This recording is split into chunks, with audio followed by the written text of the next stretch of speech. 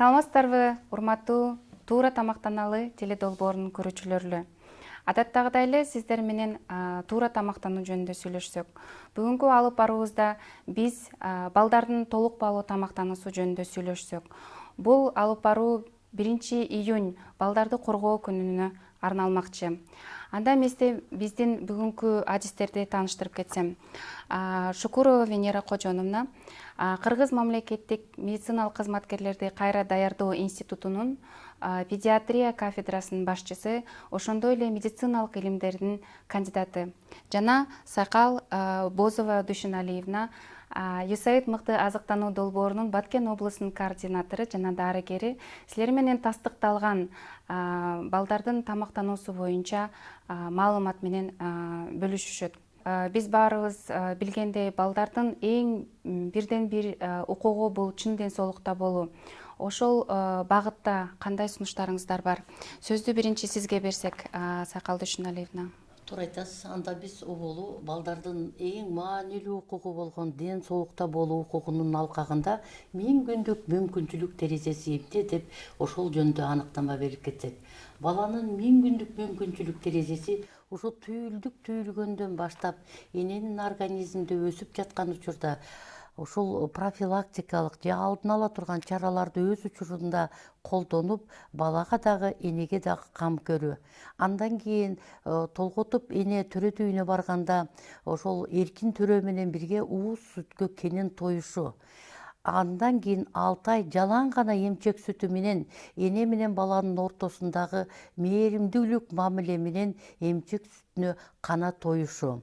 6 айдан баштап эненин сүтүнүн кубаты жетпегендиктен ушу балага кошумча тамактануу берилет. Ошол кошумча тамактануу менен бирге ошол аз кандуулуктун алдын ала турган чараларды ушу медицина кызматкерлеринен ушул 2 жашка чейин туура алышы ошол 1000 күндүк мүмкүнчүлүк терезесинин алкагында болот.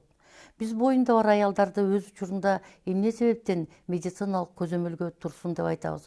Ошол бойго бүткөн күндөн баштап ошол медицина кызматкеринин көзөмөлүндө болсо, ошол боюнда бар аялдарга алдын ала турган чаралардын бири ушул темир камтыган фолий кычкыл таблеткасынын ушу түйүлгөндөн төрөгөндөн кийин 3 айга чейинки кабыл алуусу. Ошону менен бирге эле туура тамактануусу, ар түрдүү тамактануусу, төрөткө болгон даярдыгы, үй бүлөсүнүн колдоосу бул абдан ошол балага дагы энеге дагы маанилүү шарттардын бири.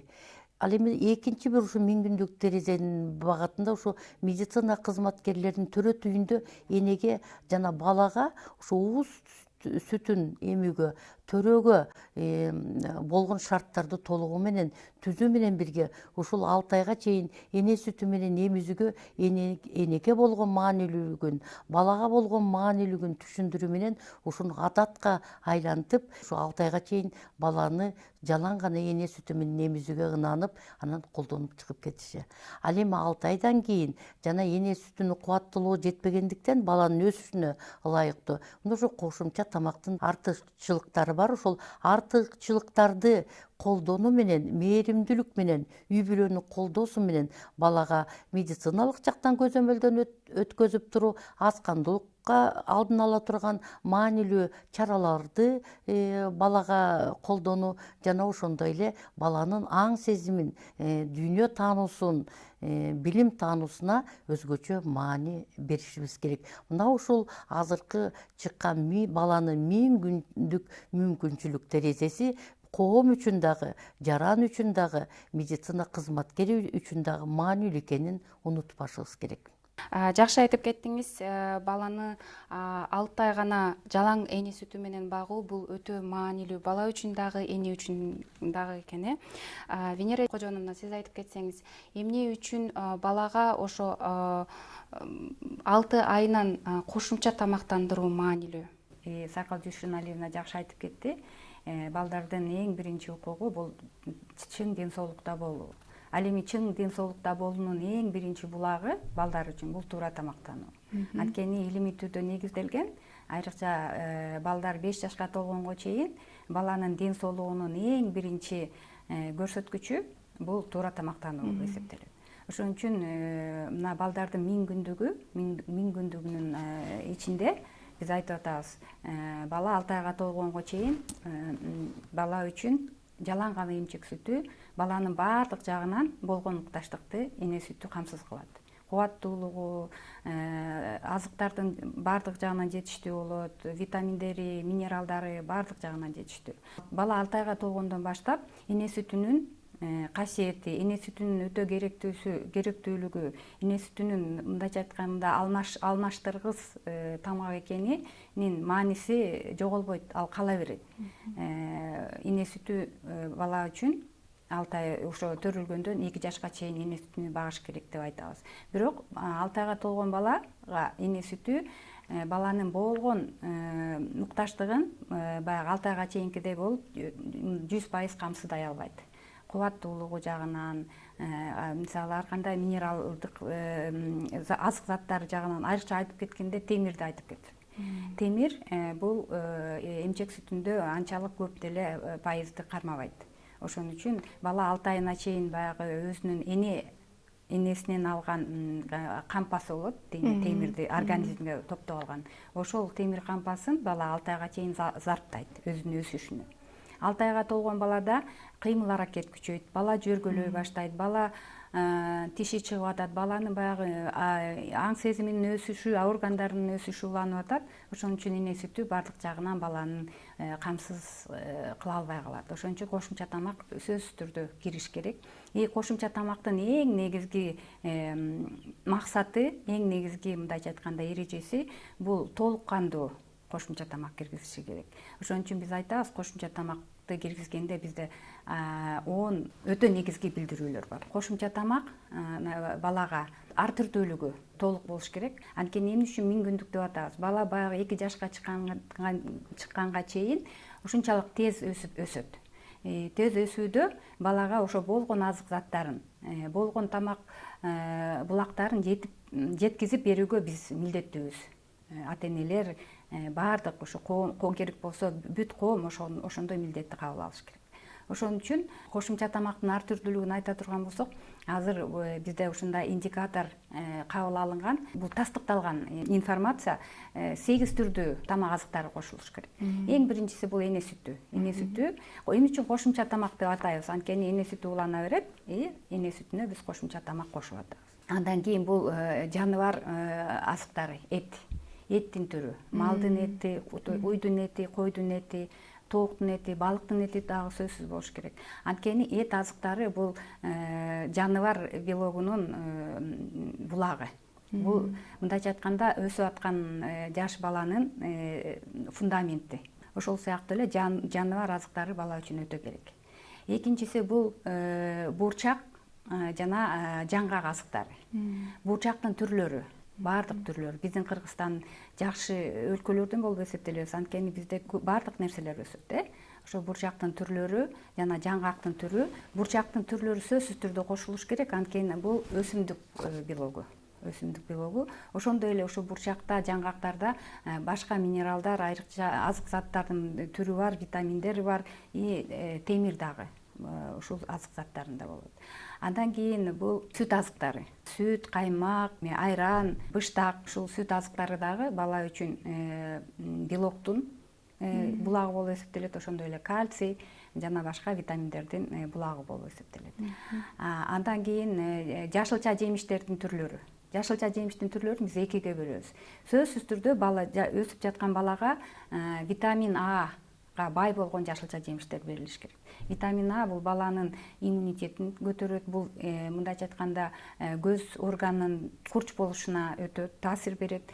Ошон үчүн витамин Ага бай азыктарды сөзсүз түрдө балага беришибиз керек. Бул кочкул сары түстөгү билебиз, савиз, ашкабак, ошондой эле жана кочкул жашыл жалбырактуу өсүмдүктөрдө болот.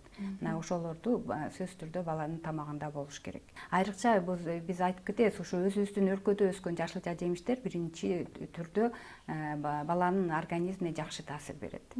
Ошондой мисалы бизде аз кандуулуктун жайылышы проблема болуп эсептелет. Анткени азгандуулукту мисалы 5 жашка чейинки балдарды алсак, вот акыркы 2012 жылкы изилдөөнүн негизинде 43% балдарда, 5 жашка чейинки балдарда азгандуулук Тилекке каршы. тилекке каршы. Ошо азгандуулуктун алдын алууда темирге бай тамак азыктарын балдар кабыл алыш керегине шарт түзүп беришибиз керек.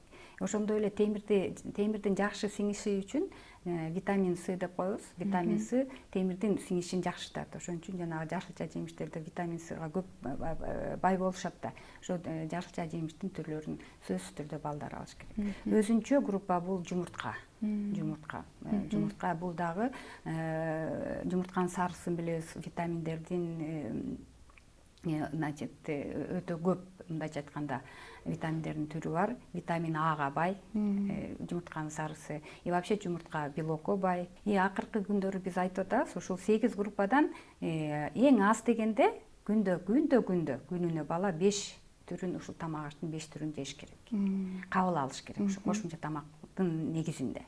Ар бир тамактануусунда биз айтабыз ошо. Эгер 5тен азыраак тамактын түрдүүлүгү 5тен азыраак болсо, бул жакшы көрүнүш болбойт деп эсептейбиз. Күнүгө канча жолу кошумча тамак ичиш керек? Өтө керек индикатор. 6 айда мисалы 8 айына чейин 2-3 жолу кошумча тамак аппетитине жараша 1-2 жолу шамшым бала жеш керек. 9 айынан 2 жашка чейин 3 жолу кошумча тамак. И аппетитине жараша 1-2 жолу шамшым бала сөзсүз түрдө жеш керек. Ошон үчүн кошумча тамактын саны, күндөгү саны биз үчүн чоң мааниге ээ болот. Кошумча тамактын коюлугу. Бала, кичинекей бала өсүп атат. Баланын өсүп аткан ар бир кыймыл аракетине бала өтө кыймыл аракеттүү болуш керек. 6 айдан баштап балдар канча кыймылдуу болот. Тынчыгетип баштайт, жөрмөлөйт, баардык нерсени оозуна салып көрүш керек, баарынын үнүн угуш керек, бир нерсени койгулап, ошонун баары баланын мээсинин өсүп атат деген маани. Ошонун баарына балага биз кубаттуулугу жетиштүү тамак беришибиз керек. Мисалы пюреобразный деп, орусча айта турган болсок, андан кийин уже 7 айынан баштап 8 айында уже майда тууралган.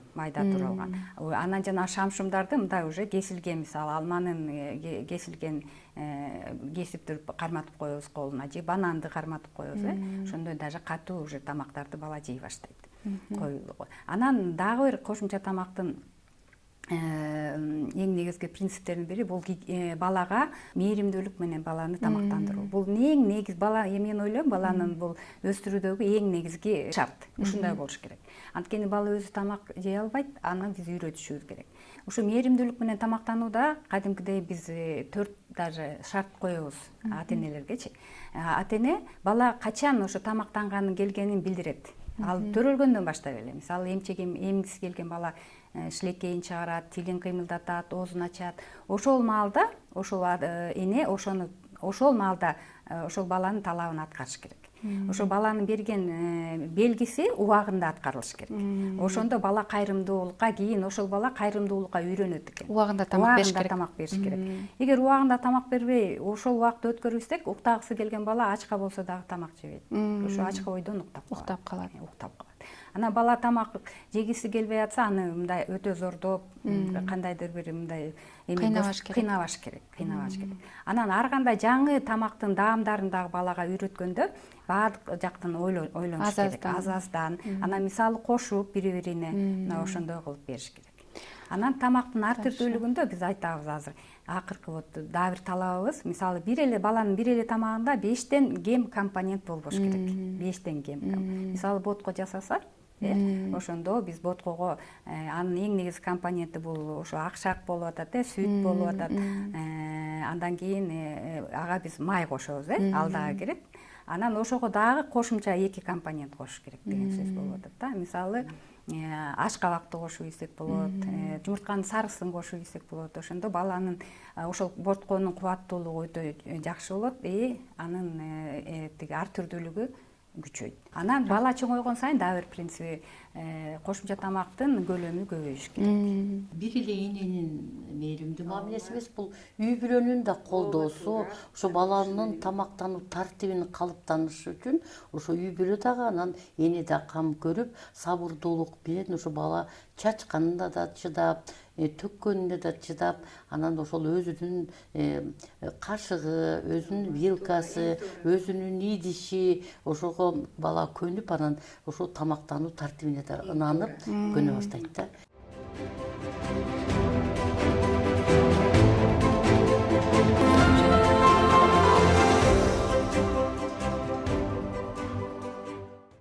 Саламатсыңар, урматтуу көрөрмандар. Менин атым Эгинбаев Берик. Мен Кыргыз Республикасынын ашпозчулар ассоциациясынын президенти болом. Бүгүн биз жаш балдарга 2 жашка чейин берилүүчү тамакты жасайбыз. Кошумча тамак болуп эсептелет. Бул күрүчтөн жасалган ботко ашкабак менен кошулат. Анда баштайбыз. Ашкабакты биз сүт менен, суу менен кошуп бышырып алабыз өзүнчө. Андан кийин биз күрүчтү сууга бышырабыз. Сууга бышырып атканда туз кошобуз. 20 мүнөттөй бышырабыз. Күрүч бышкандан кийин сүт кошуп туруп, дагы бир аз ашкабакты кошуп аралаштырабыз.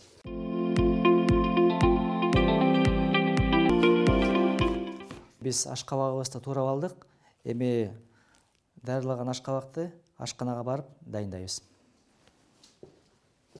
Биз күрүчтү биринчиден бышырып алабыз. Бизге биринчи деген суу колдонобуз, 200 граммдай. Суу бир аз жылыгандан кийин бияка алдын ала жуулуп алган күрүчтү кошобуз. Күрүчтү кошкондон кийин буну 15-20 мүнөт бышырабыз. Күрүч жакшы бышыш керек. Бир аз туздан кошобуз. Биздин күрүчүбүз бышкыча, биз ашкабакты ошондой эле өзүнчө бышырабыз.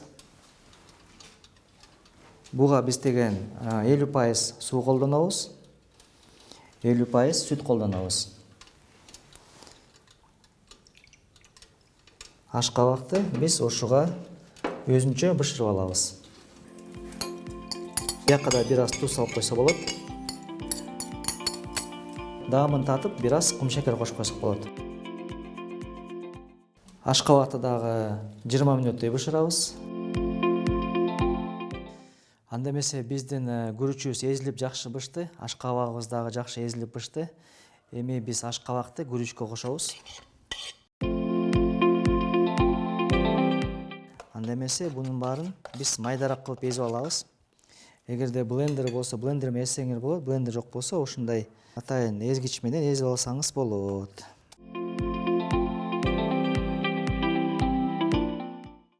Эң пайдалуу кошумча тамак. Бияка биз туздон кошобуз бир аз, кум шекерден дагы татымдап көрөбүз. Аралаштырып, сливочный майдан кошуп, баарын аралаштырып,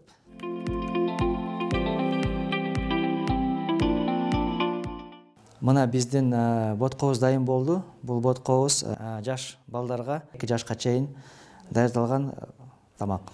Биздин экинчи тамактын, кошумча тамактын рецепт бул тефтели болот. Бияка биз эт колдонобуз, биякта майдаланган эт, анан кийин күрүч колдонобуз. Күрүчтү болсо биз алдын ала бир жарым бышкыча дайындайбыз, 20 мүнөттөй. Анан кийин бияка отдельно соуска бизге сабиз кетет, помидор кетет. Помидор жок болсо томат паста жарым кашык кошуп койсо болот. Чеснок кетет, май кетет, соль, перец, анан жумурка кетет. Анда эмесе баштайбыз. Биринчи биз этти салып алабыз. Фаршка биз пияз колдонобуз. Пиязды аябай ичке туураш керек, же болбосо мясорубка болсо, мясорубканы өткөрүп алсак болот.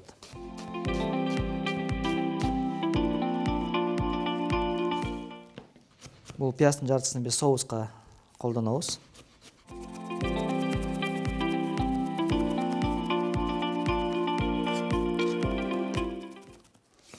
Пиязды майда турагандан кийин фаршка кошобуз.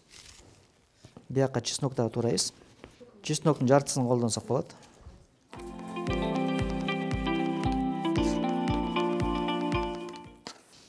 Мындай эзип алсаңар деле болот.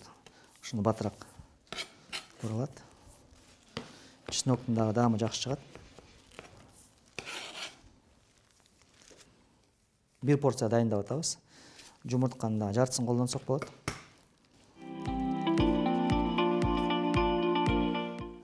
Баарын кошкондон кийин аралаштырабыз.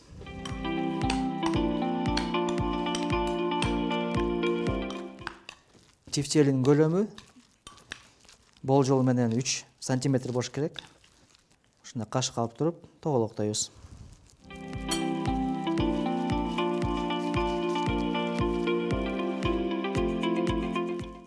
Көлөмү грек жаңгагынан бир аз чоңураак болот. 3 сантиметр болжол менен. Анан кийин мунун баарын биз бир идишке, кастрюльгө салабыз. Суудан көмгүчө куюп туруп 20 мүнөт бышырабыз. Мына биздин тефтелибиз дайын болуп калды. Азыр биз тефтелин соусуна керектүү жемиштерди туурап алабыз. Бизге сабиз кетет. Сабизди бирдей кылып туруп кубик менен турасаңар болот. Андан кийин пиязды дагы турайбыз. Пиязды дагы кубик кылып бирдей турайбыз. Помидор дагы кетет. Помидорду да кубик кылып турап алабыз. Анда эмесе биздин тууралган азыктарыбыз дайын. Ашканага барып бышырабыз. Биз тефтелини бышырып баштайбыз. Бизге өсүмдүк майы керек. 1 чай кашык өсүмдүк майы. Андан кийин биз пиязды кууруп алабыз бир аз.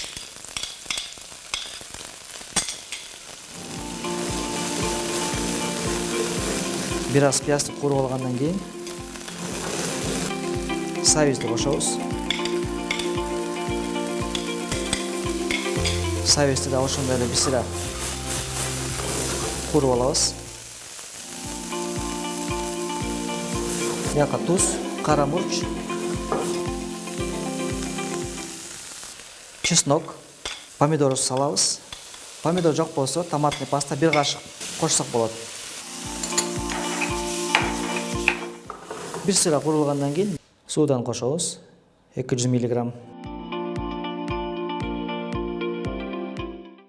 Бир аз кайнап баштагандан кийин эле биз тефтелиди салабыз. Тефтели салгандан кийин крышканы жаап, отту бастатабыз. Бастаткандан кийин 15-20 мүнөт бышырабыз. Мына эмесе биздин суубуз кайнады. Суубуз кайнагандан кийин биз тефтелиди салабыз. Тефтелиди салабыз. Сиз соус кызыл болуш үчүн помидор көбүрөөк кошсоңор болот, же болбосо томат пастаны кошосуңар. Мына эмесе биздин тефтелибиз 15-20 мүнөттө бышат. Биздин 2 жашка чейин жаш балдарга жасаган тамагыбыз дайын. Мына тефтелибиз дайын болду. Уже соус да дайын болот. Соустун ортосуна куюп койсо болот. Андан кийин момундай свежий помидор менен кооздоп койсок дагы болот. Бул тамак менен өзүңүз деле тамактансаңыз болот. Атайын биз көбүрөөк кылып жасадык. Бул балага дагы, энеге да аябай пайдалуу тамак болуп эсептелет. Бүгүн биз сиздерге атайын жаш балдарга 2 жашка чейин кошумча тамактын бир түрлөрүн жасадык. Бул жерде күрүч боткосу ашкабак менен кошулган сүт менен, бул жерде эт кошулган тефтели күрүч менен жасалган тамак. Тамагыңыздар даамдуу болсун, туура тамактаналы.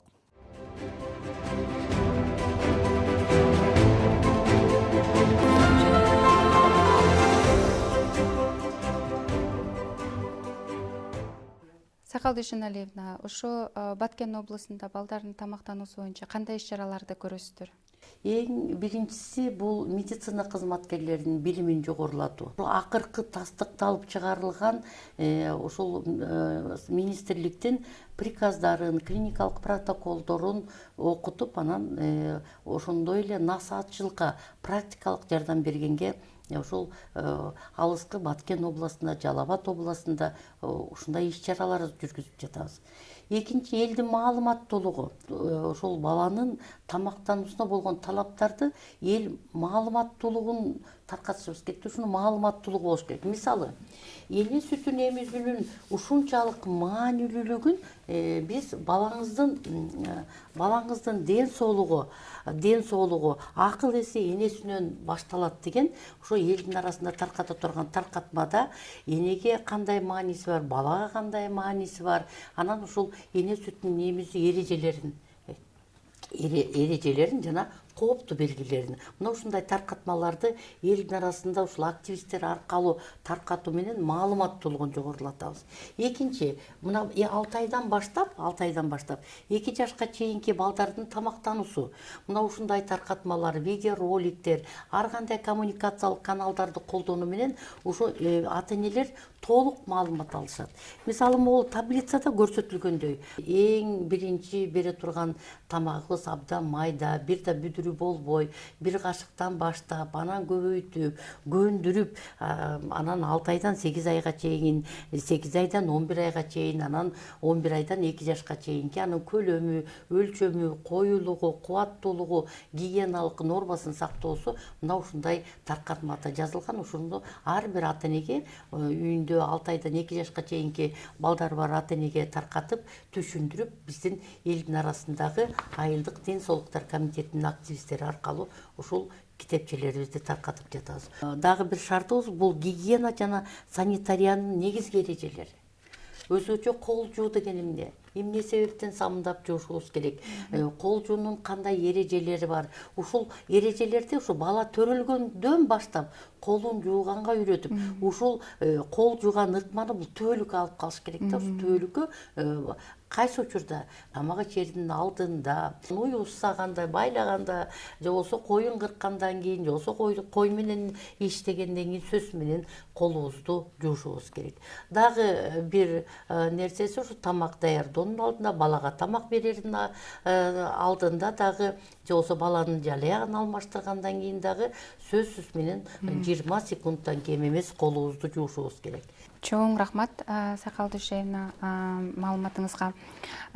Демек, баланын тамактануусу ар түрдүү, ныктуу, коюу, анан жаңы даярдалган тамак болуш керек экен. Көп учурда биз көрөбүз, энелер убактысына жараша ширелерди сатып берет, же дүкөндөн сатылган даяр ботколорду сатып берет. Ага караганда жаңы жасалган, сиз айткандай көп компоненттүү жаңы жасалган тамактар өтө мындай азыктоочу шарт болот экен да балага, көп микроэлементтерге, витаминдерге бай болуп. Эми ошо зыяндуу азыктар жөнүндө сүйлөшө кетсек, тилекке каршы мен да өзүм көп көрүп калам. Кичинекей эле балдарга, 1 жашка чейин балдарга биз өтө жакшы көрөбүз, көп момпосурларды бергенге. Ошолорго кандай сунуштарыңыз бар эле? 2 жашка чейин бала туз жана шекердин даамын билбейт. Өзгөчө канты көп, тузу көп, майы трансмай болгон, майы көп тамактардан биз өзүбүз ошо илдеттен сакташыбыз керек. Венера кочонун айта кетсеңиз, көп энелер ошо бала тынчыраак отурсун деп упчу беришет. Упчуну да кыямга салып коюшат, же бал салып коюшат. Ошого кандай сунуштарыңыз болот эле? Жакшы суроо болду. Упчу берүү боюнча биз балдар докторлору өтө упчуга терс карайбыз. Анткени баланын ден соолугун бардык жагынан карап келсек, биз баланын акыл эси күчтүү болушун каалайбыз. Ал эми бала, кичинекей балага упчуну берип койсок, ал упчу баланы бул өзүнүн айлана чөйрөсүнөн мындайча айтканда алаксытып коет. Айлана чөйрөсүн карабайт ал бала, ошо бул мындайча айтканда механикалык кыймыл кетип атат да, бала упчуну соруп атат. Ошол убакта ушу өзү кайсы ушул айлана чөйрөсүндө эмне болуп атат? Баланын эмеси мындайча айтканда жанагы мээнин тиги импульстары үзүлүп калат деген, чектелип калат. Ошол бала көп нерсени, ошо упчу сорбосо көп нерсени өзүнө кабыл алмак. Көзү менен, кулагы менен, бүт сезүү органдары менен. ошондой эле упчу эмген балдарда жанагы балдардын тиги тиштеринин өсүшү, баягы прикус деп коебуз, ошонун туура өсүшү, ошонун баары бузулат. Жакшынакай төрөлгөн балдарыбызга биз упчу бергенге каршыбыз. Чоң рахмат бүгүнкү маегибизге, Венера Кожоновна, Сайкал Дүйшөналиевна. Мен ойлойм баардык энелерге эле бүгүнкү ушу биздин адистердин сунуштары өтө кызыктуу болду деп жана маанилүү болду деп көп ата энелер өзүнө көп жооп таап алышты деп, ошо балдардын негизги толук баалуу тамактануусунда бул баланын кийинки ийгилигине кандайдыр бир чоң ачкыч экенине, кийинки өнүп өсүгүсүнө чоң бир кандайдыр бир жетишкендикти алып келерин билдирет экен. Урматтуу телекөрүүчүлөр, ушуну менен биз бүгүнкү телекөрсөтүүбүздү аяктадык. Эмки эфирде жолукканча сак саламатта болуңуздар.